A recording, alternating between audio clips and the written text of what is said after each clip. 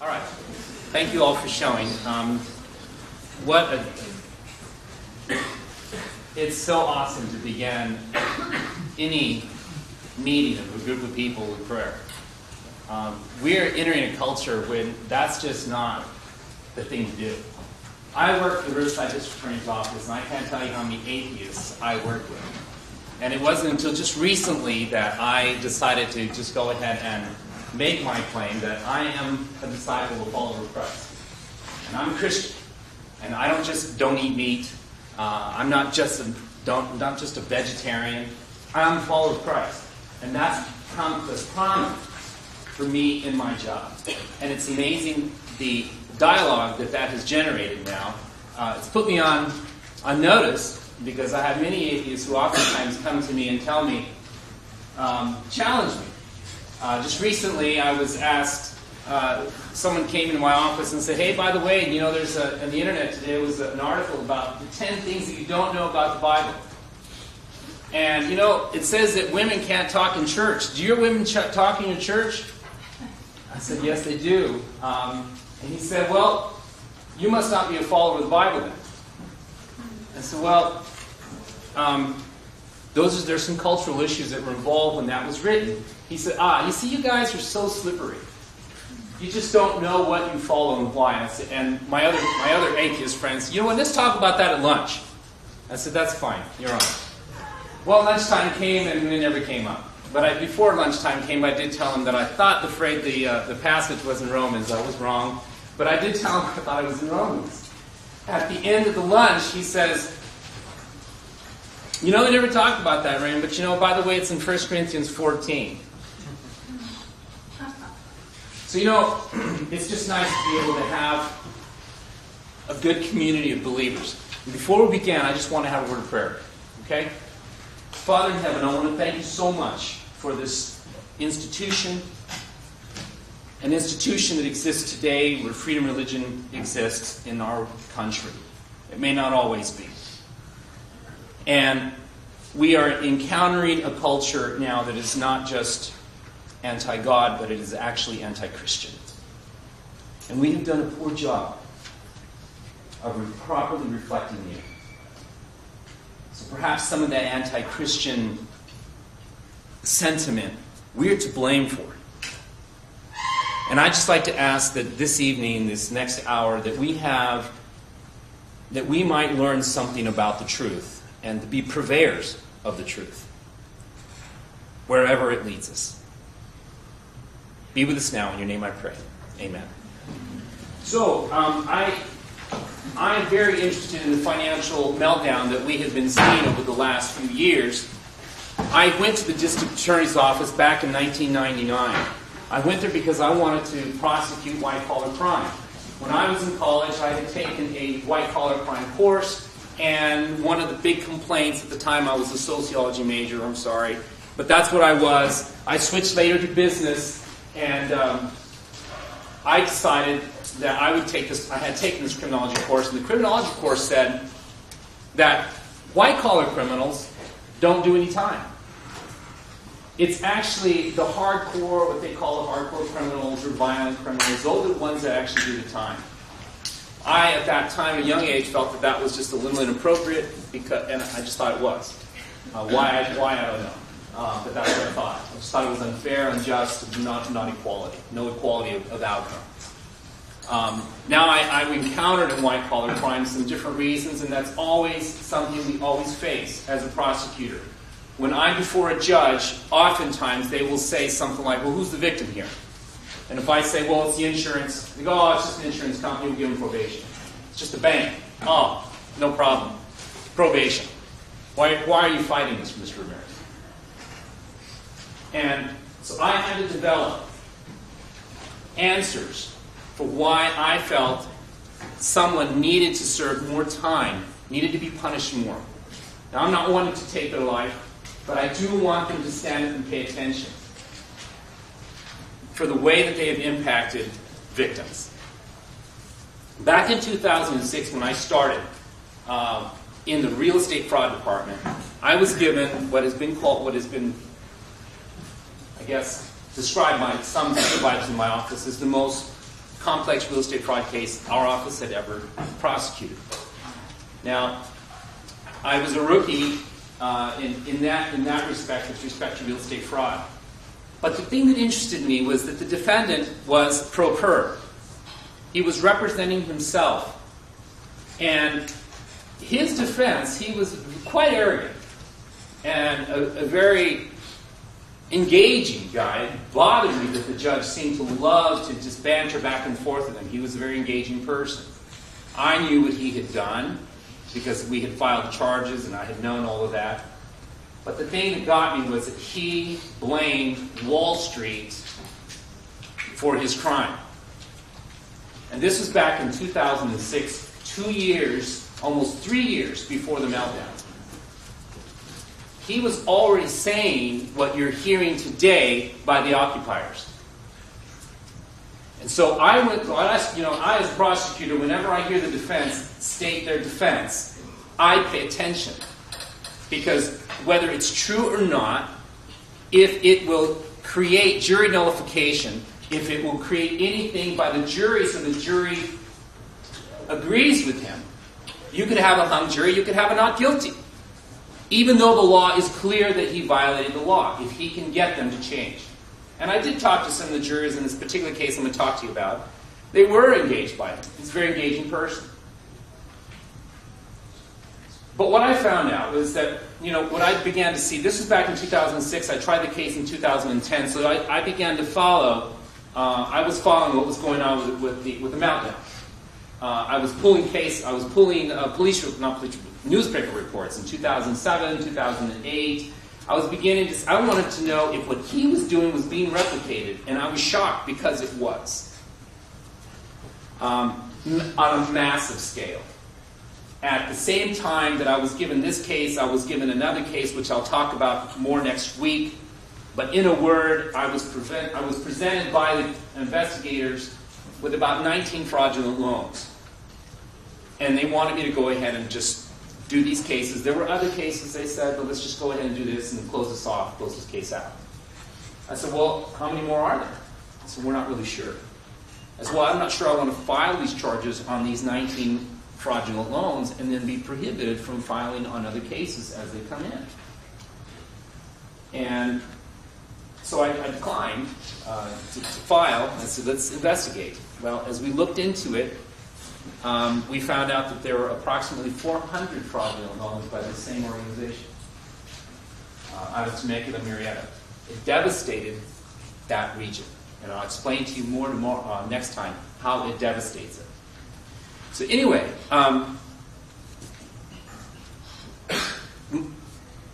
what I was hearing in the media was that the financial meltdown, was the reason for it and the cause of it, was the greed of the Wall Street bankers. And I've done 5 real estate fraud cases in the last 2 years. They've been big cases. The first one was 3 months. The next one was, each one of them was a month each. That's a long time for these types of cases. But each time I opened my opening statement to the jury was, you have heard a lot about the greed on Wall Street, the greed in Wall Street and how it's led to the Occupy Wall Street movement. But what you have not heard is what you're going to hear in this courtroom, and that is the greed that took place on Main Street. The way in which Wall Street was able to make the money was through the greed that we see on Main Street. We don't know. It's shocking to me, the criminal element and how they were able to know what your parents and me didn't quite necessarily see, how easy the lending was. But they saw it and they took advantage of that greed. Another thing that was driving it that I want to touch on is, as to a cause that you don't hear about, is big government's interest to creating equality and to stopping discrimination. And that is a theme that they sought to avoid throughout their explanation to the public as to why we were how the meltdown occurred. this is something, what I try to do, I'm trying to understand my jurors and where they're at and what might be communicating to them. And so I'm not going to go to the Wall Street Journal because my jurors don't read the Wall Street Journal. I'm not going to go to the New York Times, even though I do those things, but that's not where I'm going to go to try to understand my jurors. I'm going to go to things like this. I'm going to go to the comics, the cartoons, because a picture tells 1,000 words. And so we want to know, what are they being told? What are they believing? Because the argument it's not always meeting the elements themselves. Sometimes it's really trying to understand where their reasoning process may come into play so that you can respond to it, even though it's not directly response to the actual law and elements. So what we're seeing here, the beginning of the financial meltdown, this is how Wall Street got drunk. And what you see on this picture here is tax cuts for the wealthy, and clearly a picture of George Bush. Go ahead and drink up what can happen, right? And then it says on the bottom there, El Capital gains tax cut and old deregulation. Honestly, we really think that Wall Street, this is what happened here is because of tax cuts and because of deregulation? In fact, it was because of deregulation, but you're going to find that the reason for the deregulation was because of the underlying policy that they were trying to implement, which was an end to discrimination and more equality.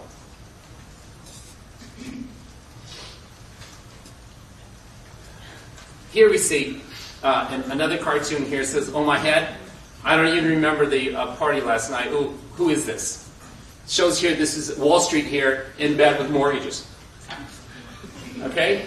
Now, this tells so much, and you want to think, you know what? That's what it was. It was Wall Street in bed with mortgages. They were just wanting to sell mortgages. That's all they wanted to do. And actually, what you will learn through part of this lecture here today and next week is that, they're in bed with Wall Street? Government. The government is the one that was telling Wall Street what to do. They were giving them the backing to do this. They were giving them the money to do this. And they were telling them, you better do it, or else you're going to be sued. Now, in 2009, Congress, who was controlled by Democrats at the time, Congress created what's called the Financial Crisis Inquiry Commission, the FCIC. And the Obama administration created the Reforming America's Housing Financial Market. 2 studies, both of which came out to say that the reason that for the financial meltdown was Wall Street. And completely ignored the underlying policy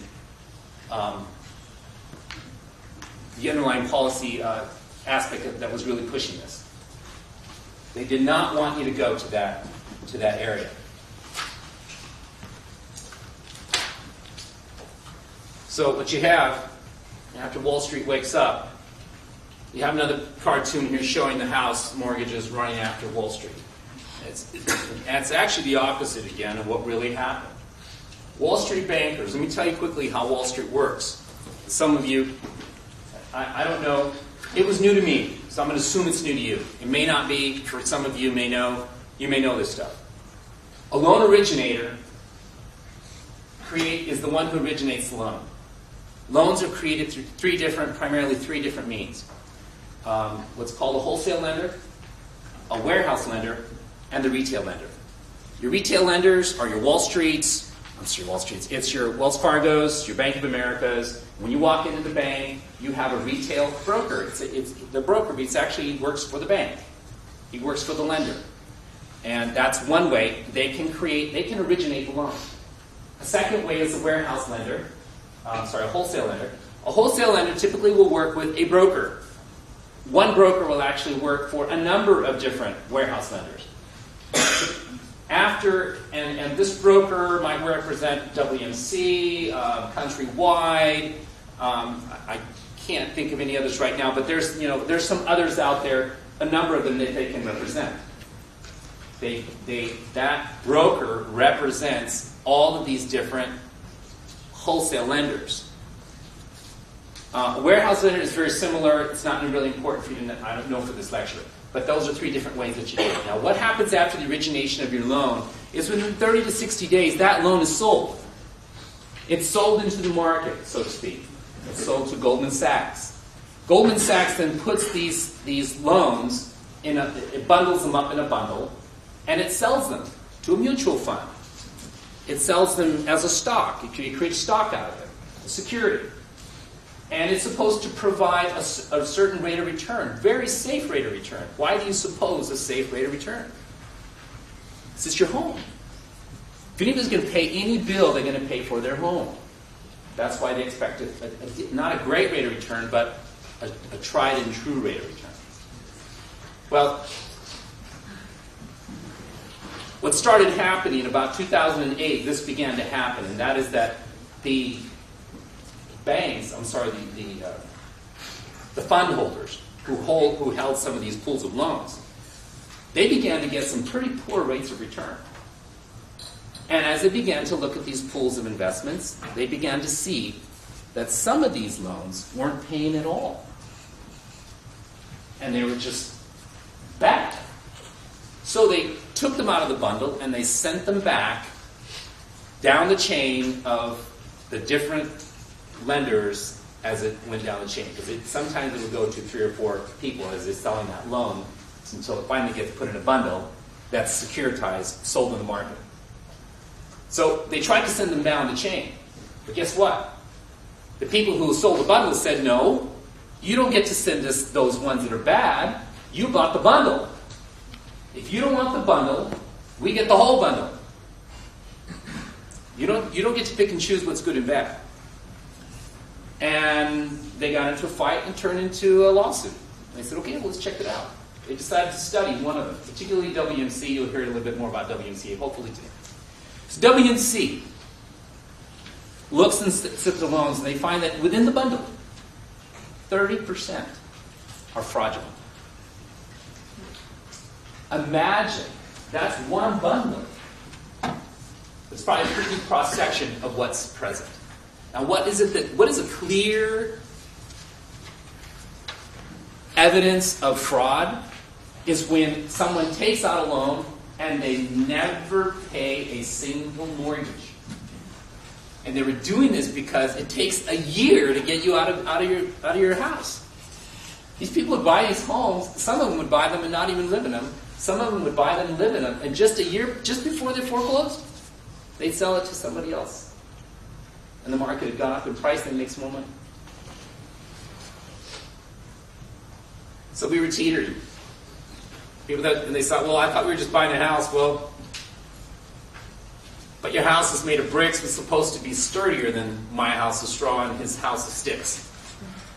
And of course, it's cursing. It's a subprime mortgage, Those bankers, they gave us as subprime mortgages. The reason there's subprime mortgages initially, what the policy was supposed to be, to low-income people. That's what was supposed to be taking place. It's supposed to be helping people get into a home. Well, here's our culprit, Larry Perry, otherwise known as Michael Devon. Actually, Michael Devon is his name. He spent 14 years in the federal penitentiary for drug trafficking. He got out in 2004. Within 1 year, if you do the math on that, in 2004, he gets out of the federal penitentiary. He gets in, that means he went into prison in 1990. Computers weren't as prevalent as they are today. But this guy was pretty savvy on computers because of the people he was connected to. He gets out in 2004. By 2005, he's already created this amazing scheme that I think he must have learned when he was in the federal penitentiary. This is a DMV license that he presented. His name is not Larry Perry. That street goes to nowhere. There is no such street in San Bernardino County. That is his picture. That's the only thing that's true about this ID. He used this ID to open up a escrow company by the name of Fidelity. Why Fidelity? We've all heard of Fidelity Title. Fidelity Escrow sounds legit. So he used Fidelity Escrow. Then he got a lease for Fidelity Escrow. He got a business license. He stole somebody's license number, and he used that on the business license.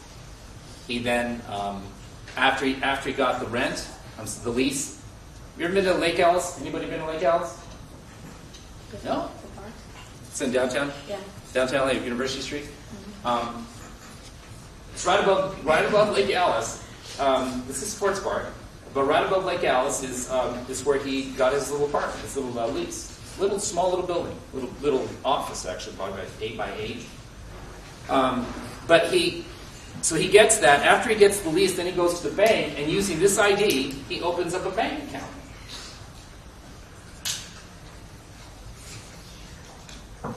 And this is what he does. This is actually how he was discovered. This was a perfect crime, really.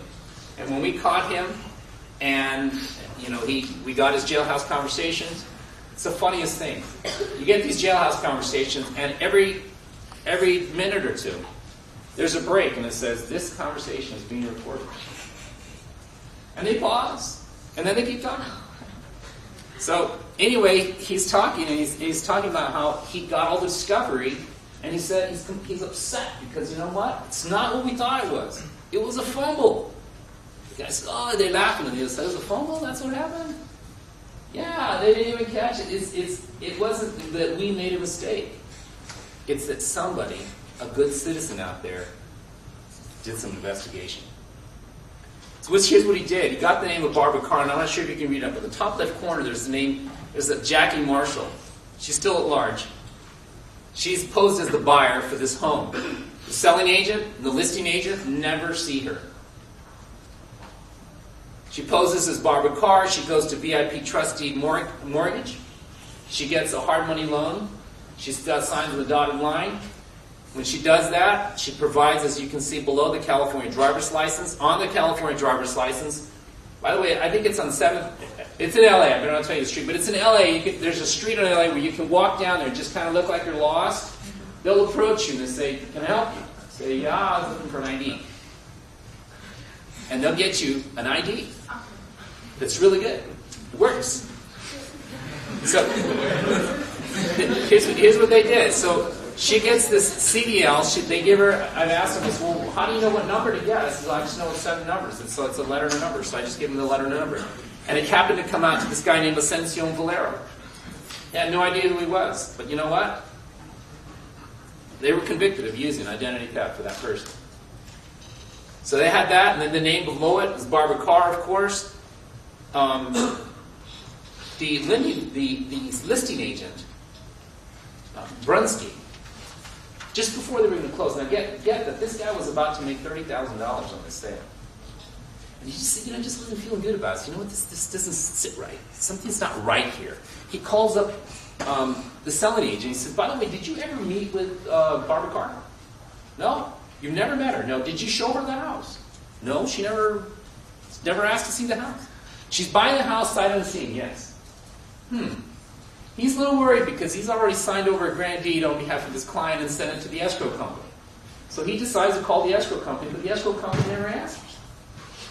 So he decides to drive down, goes up to Lake Alice, goes up to the top of the room, and he looks inside, and there's a little peephole, and he sees that there's nothing but a desk and a phone and nothing else. It's empty. Now, anybody who's been in an escrow office knows that there's piles and piles of paper. He's concerned. So he calls the police, but still, we don't know. We don't know. There's no leads here. This thumbprint that she provides when she signed the loan, thumbprint takes. If you don't have a criminal record, that thumbprint's not going to help us. If you have a criminal record, it's not necessarily going to help us because it goes to the computer. It has to look through each hundreds and thousands of thumbprints. And it didn't come through. So we didn't know who she was.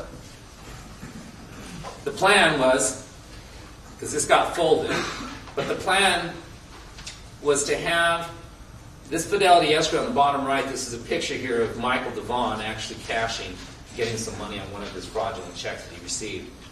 But he faxes before just before the loan closes, he would fax an authorization to send the money to Fidelity Escrow. Just go ahead and wire it, and you give them the number and give the bank number and everything, and they would wire it. This one folded. This, he did the same thing again. This one actually occurred. You know, you can see there's two different individuals. One of them is his mother that he used, but she had cancer. We weren't able to prosecute her. But on the left, is James Batey. He was just a drug addict that he got off the streets. Offered to pay him $6,000 for doing the job. He didn't pay him. He got really upset. So he came and testified against it.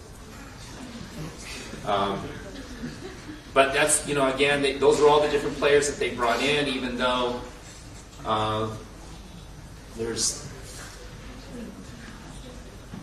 they posed as these two people. Now, the interesting thing was, and this thing that was difficult about this case, is that I didn't know if the top players in the top there you see, which is CL and Fannie Middleton. The defendant was pretty truthful in the courtroom, by and large. And he kept claiming that these guys were in on it with him. And I kept saying, why? And that concerned me because they were my witnesses. And I was concerned that this might come out of the trial somehow. So I was trying to figure out why would they go in on it with him? So here's what he would do. He obtained a refinance of their home.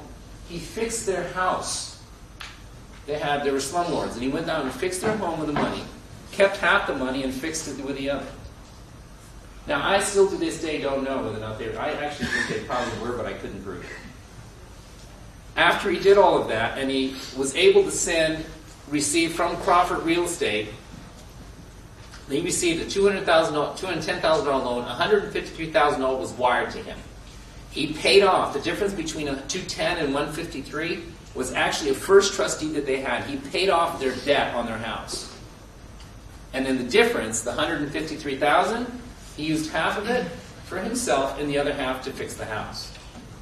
Now, what happened was CL and Fannie Middleton get a bill a month later, say you owe Crawford some money, your monthly mortgage.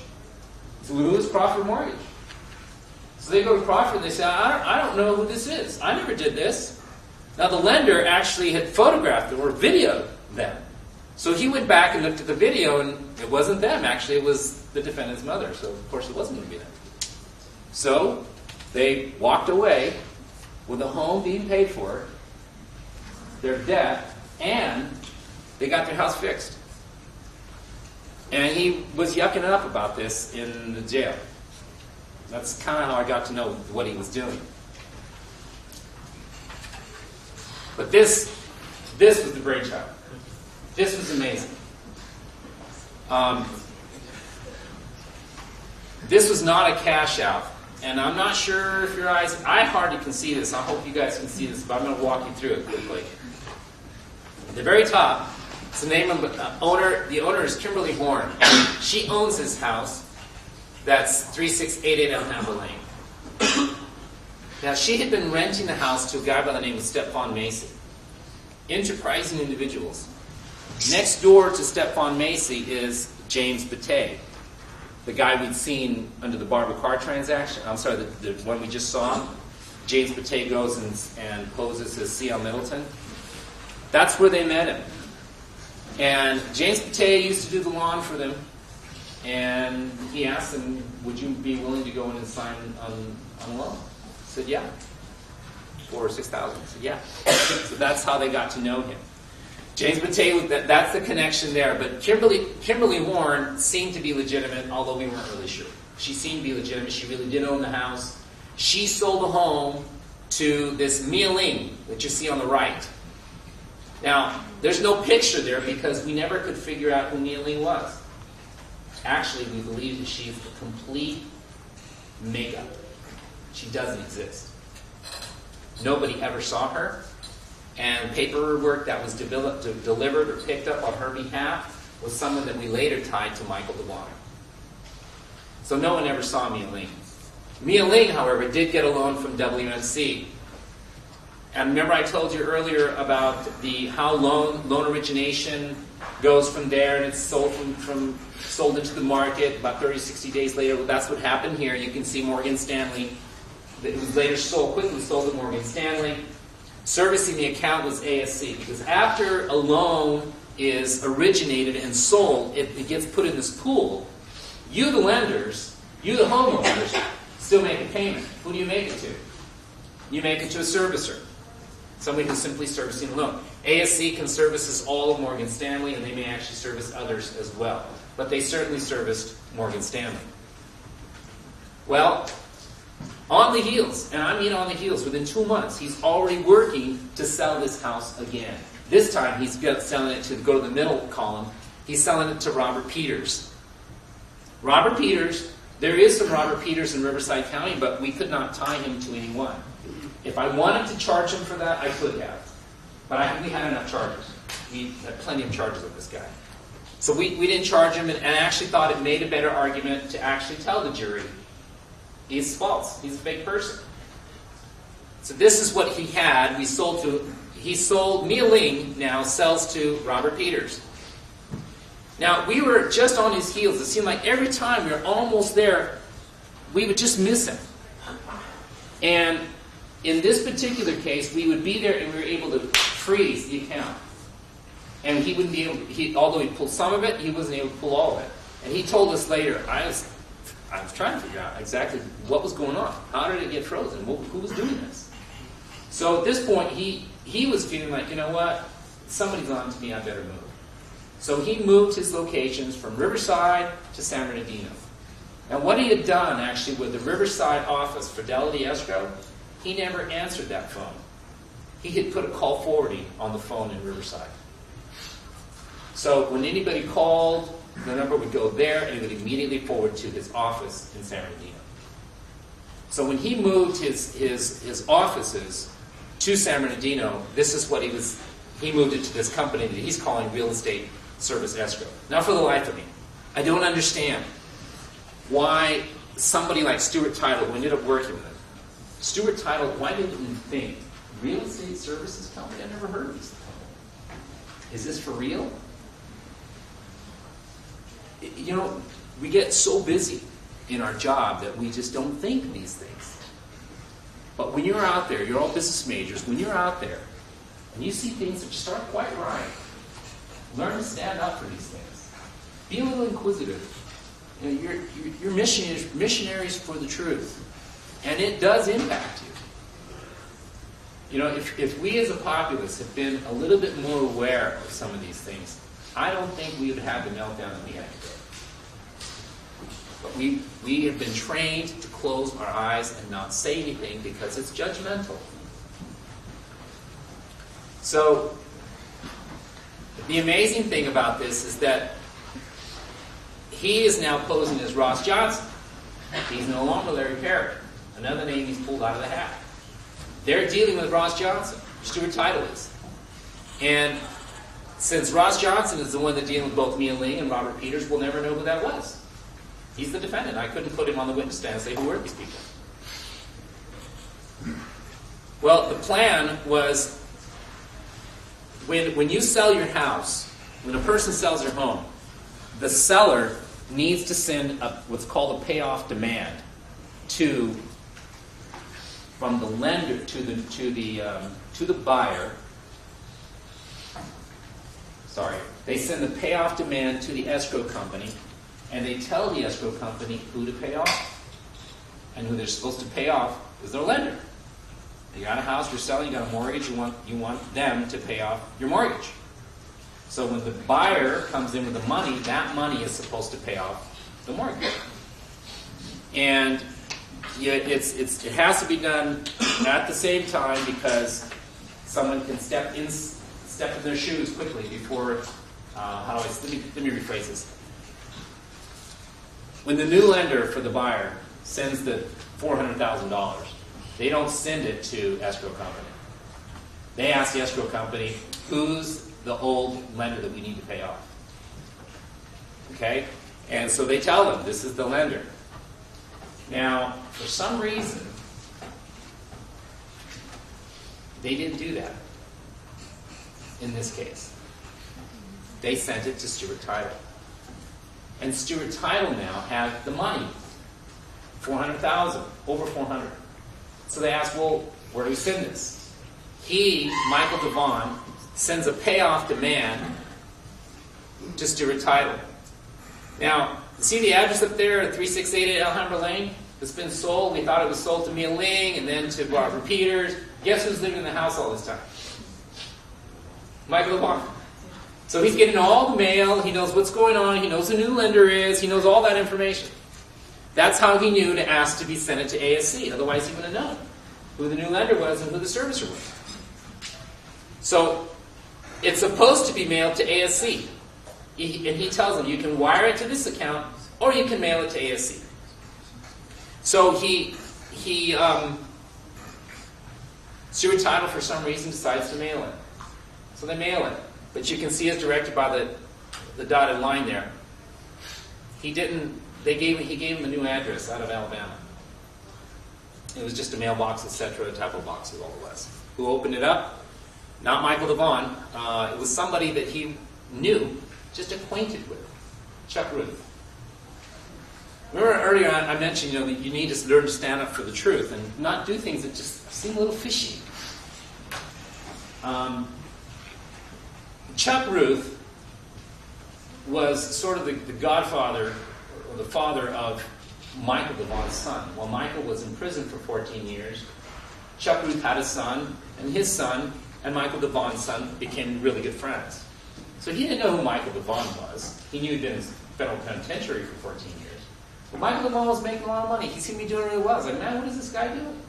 I thought Chuck Ruth was in on it, but I couldn't prove it. Now, what Chuck Ruth did is he asked Chuck Ruth to go out and find somebody that could open up some bank accounts for him. Because he needed to deposit this money. But he needed to deposit it into an account that was entitled ASC. Why? Because that's who the check was written out to, ASC, for Morgan Stanley Servicer. So they mail the check to the home in Alabama address. Michael Devon immediately gets her to deposit the check into ASC, which is shown on the bottom left corner. And he also had her open up 4 other bank accounts that you're seeing on the bottom. You can't read them, but there's Deals Market, Realty Services, A Squared Management, WMC. WMC, I mean, he actually used WMC as well. All of those, that's his way of just trying to escape and avoid our catching him. Now he actually went to somebody here in LA and had the check in hand and said, I have this check for $400,000. If you will cash it for me, I'll give you the portion. The guy said, oh yeah. He didn't realize that I don't think he realized that the guy was on probation. And he was trying to quit his probation early, so he was going to cooperate.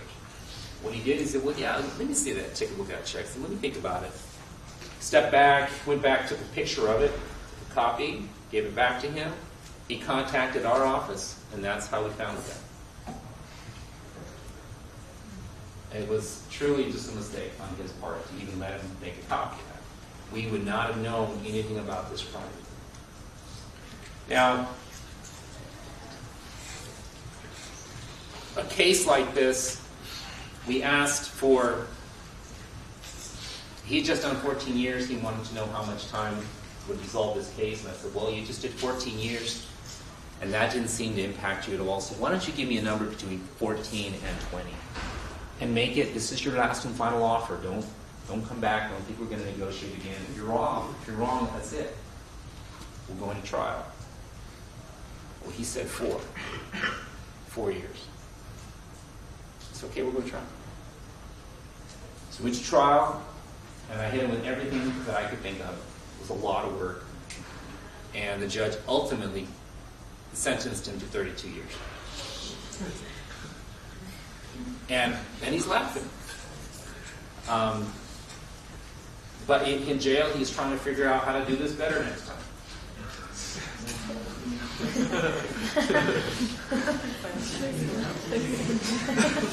Okay, so I want to shift here to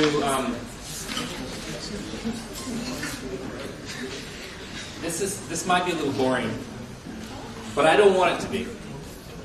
This is actually quite amazing. This is more of a little bit of a description of the financial meltdown. I want to start it, and then we'll finish it next week for those of you who want to hear more about it. I want to talk to you about a little bit about the history of how we got to that financial meltdown. I think it's important to understand that during the Great Depression in 1938, we had another meltdown, a different type of meltdown, but we could not get lenders to lend money. We couldn't get business rolling. So in 1938, they created what's called the Fannie Mae. Fannie Mae Bank was a government entity at the time, and later in 1968 became a private or publicly held company. Back in those days, if you wanted to get a loan, you had to go to savings and loan company within your own little business, own city, or to a local bank. They didn't have major lenders like we have today that are across state lines. So if you knew those people, good.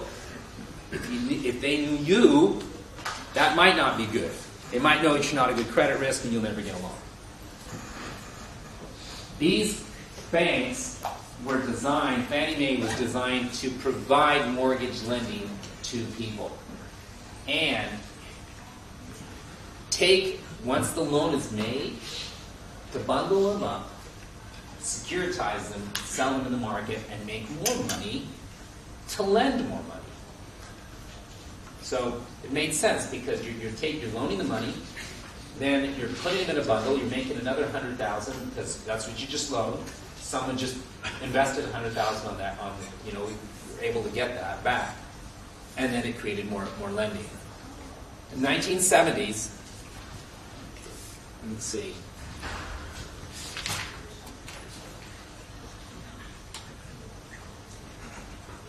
I just described that. Okay, in the 1970s, there was two issues that they were trying to deal with. One was home ownership, and the other was discrimination. After World War II, 45% of the population were homeowners. In 1970, 65%. In 1970s, 65% of the population was homeowners. But they were having some difficulties because they were seeing that the inner cities of our cities were becoming dilapidated. And lenders were not loaning money to people inside the inner cities. And they were becoming slums. And they were also seeing that minorities, low-income people, were not being loaned money. So they passed legislation, and they also had created in the 1970s another brother corporation, brother bank called Freddie Mac, which both of them are around today. In the government's hands, but they're around. Now, what they did is they said that 30% of all the loans for Freddie Mac and Fannie Mae needed to be given to who do you think? Anyone want to venture a guess? Low income. Exactly. Low income in inner city. 30% had to be there. And that was the design. Now, that was the order, that was the edict that they said Fannie Mae and Freddie Mac had to do. But they received such a backlash saying, no, that is insanity. To just say that 30% of our assets have to be given to such a bad, poor credit risk. Who's going to cover? Who's going to cover if they don't pay? There was such a backlash that they decided to make it a non-binding request.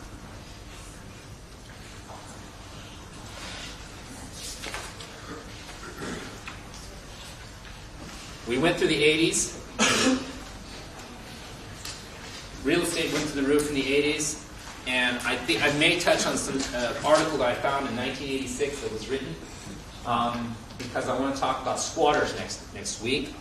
But between 1992 and 1994, home ownership had leveled off. During that time period, from 1978 to 1992, home ownership was, guess what, at the same level, 65%.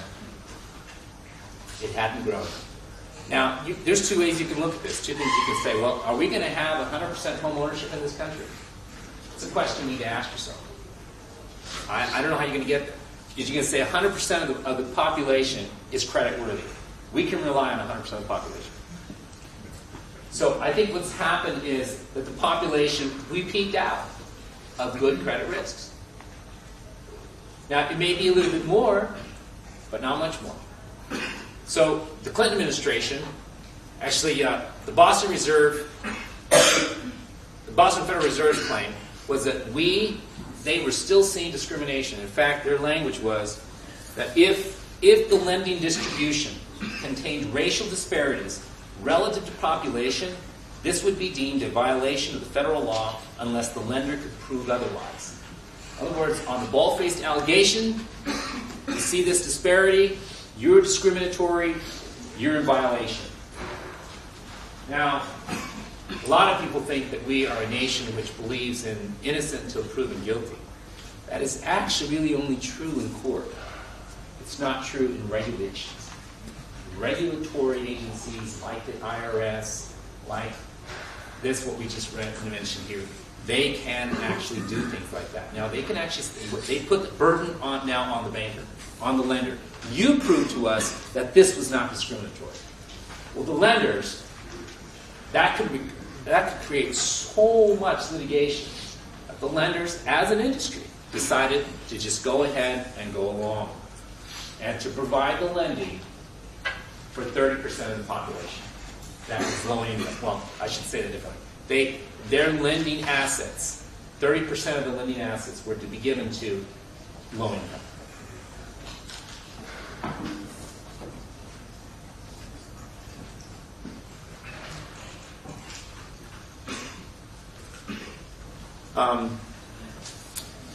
In 1994, under President Clinton, HUD directed that at least 30% of the loan financing be provided to below median income household with a goal of creating 70% home ownership. And that's as 1994. Other things happened since 1994. It got worse, as you'll know, and I'll explain more about that. But what I want to show next time is I want to talk to you about what happened here in Riverside County for the criminal element that saw that, you know what, money is being handed out for free. We can take it. And it's amazing how they went about doing it and how low we dropped our guard and allowed them to do it.